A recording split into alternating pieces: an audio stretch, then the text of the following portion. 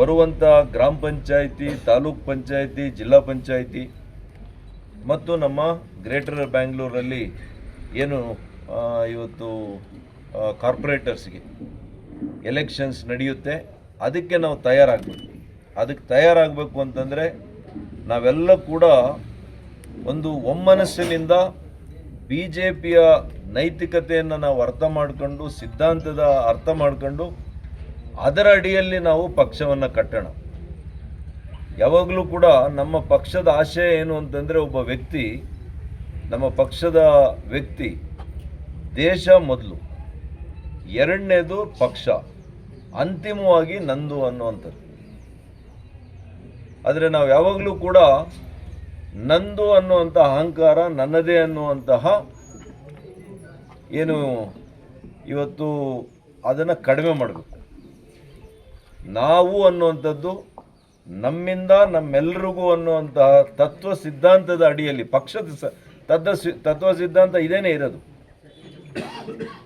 ತ್ಯಾಗ ಬಲಿದಾನದಿಂದ ಕೂಡಿರ್ತಕ್ಕಂಥ ಕಟ್ಟಿರ್ತಕ್ಕಂಥ ಪಕ್ಷ ನಮ್ಮ ಭಾರತೀಯ ಜನತಾ ಪಕ್ಷ.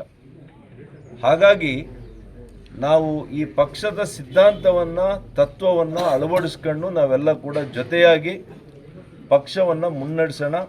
ಪಕ್ಷವನ್ನು ಮುಂದೆ ಬರುವಂಥ ಎಲ್ಲ ಕಾರ್ಯಕರ್ತರ ಚುನಾವಣೆ, MLA MP ಚುನಾವಣೆ ಒಬ್ಬೊಬ್ಬರದೇ ಚುನಾವಣೆ, ಆದರೆ ಗ್ರಾಮ ಪಂಚಾಯಿತಿ, ತಾಲೂಕ್ ಪಂಚಾಯಿತಿ, ಜಿಲ್ಲಾ ಪಂಚಾಯಿತಿ, ಸಹಕಾರ ಕ್ಷೇತ್ರಗಳ ಚುನಾವಣೆಗಳು, ಇವತ್ತು ನಗರ ಪಾಲಿಕೆಯ ಚುನಾವಣೆಗಳು, ಇವೆಲ್ಲ ಕೂಡ ಕಾರ್ಯಕರ್ತರ ಎರಡನೇ ಹಂತದ ಮುಖಂಡರುಗಳ ಚುನಾವಣೆಗಳು. ಇದನ್ನು ನಾವು ಹೆಚ್ಚಾಗಿ ಗಂಭೀರವಾಗಿ ತಗೋಬೇಕು ಅಂತ ನನ್ನ ಅಭಿಪ್ರಾಯ. ನಮ್ಮ ಜಿಲ್ಲೆಗಳಲ್ಲೆಲ್ಲ ಕೂಡ ಕಾರ್ಯಕರ್ತರ ಚುನಾವಣೆಗಳಿಗೆ ನಾವು ಹೆಚ್ಚು ಒತ್ತನ್ನು ಕೊಟ್ಟಿರುವಂಥದ್ದು. ಹಾಗಾಗಿ ಇದನ್ನು ನಾವೆಲ್ಲ ಕೂಡ ಮಾಡ್ಕೊಂಡು ಹೋಗೋಣ. ಇವತ್ತು ನಿಮ್ಮ ಜೊತೆಯಲ್ಲಿದ್ದು ನಾನು ಕೂಡ ನಿಮ್ಮ ಬೆನ್ನಿಗೆ ನಿಲ್ಲುವಂಥ ಕೆಲಸ ನಾನು ಮಾಡ್ತೀನಿ ಅಂತ ಈ ಸಂದರ್ಭದಲ್ಲಿ ಹೇಳ್ತಾ, ಇವತ್ತು ಹನುಮಣ್ಣವ್ರಿಗೆ ಮತ್ತು ಅವರ ಕುಟುಂಬ ವರ್ಗದವರಿಗೆ ವಿಶೇಷವಾಗಿ ಧನ್ಯವಾದಗಳನ್ನು. ಇವತ್ತು ನಮಗೆಲ್ಲ ಕೂಡ ಊಟವನ್ನು ವ್ಯವಸ್ಥೆ ಮಾಡಿರ್ತಕ್ಕಂಥದ್ದು ಮತ್ತು ಇಷ್ಟು ಜನ ಹಿರಿಯ ಮುಖಂಡರುಗಳು, ಆತ್ಮೀಯ ಸ್ನೇಹಿತರುಗಳು ಬಂದಿರೋ ನಿಮ್ಮೆಲ್ಲರಿಗೂ ಕೂಡ ಮತ್ತೊಮ್ಮೆ ನಿಮಗೆ ಕೃತಜ್ಞತೆಗಳನ್ನು ಅರ್ಪಿಸಿ ನನ್ನ ಮಾತು ಮುಗಿಸ್ತೀನಿ. ನಮಸ್ಕಾರ.